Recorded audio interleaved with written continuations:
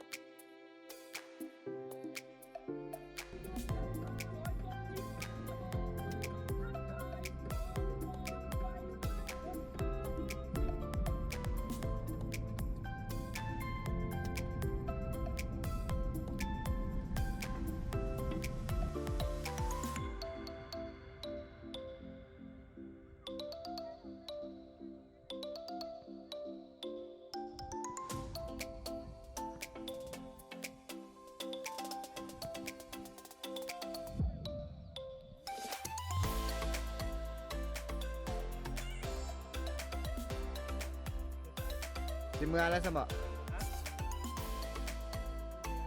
บ่มีแนวเบิ่งแล้วนะสิอยู่เฮ็ดหยัง เมื่อเหลือบ่มื้ออื่นยังสิมาอีกรอบนึงไปบอลใหม่อีก2คิดว่าเห็นทั่วเลยเด้สิอยู่เฮ็ดหยังอีกเมื่อทำไม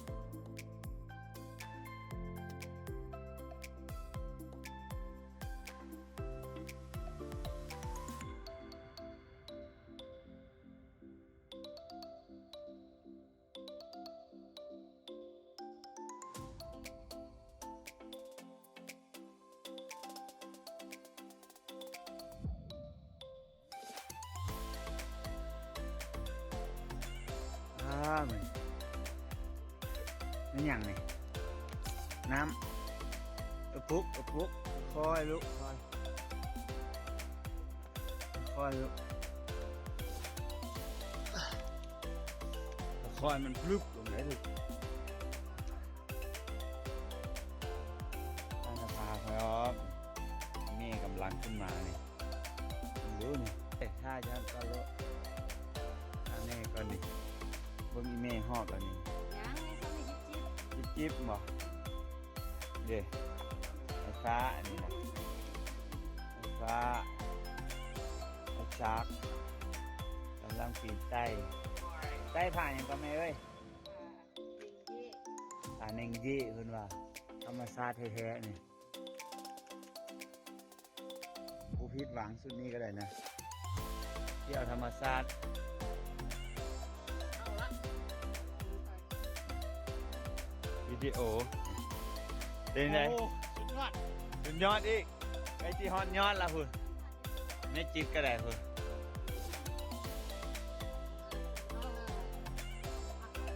คุณว่าอีก10 ปีนะคือจะขึ้นบ่ได้ละ ไหวสิมาชวนน้ำ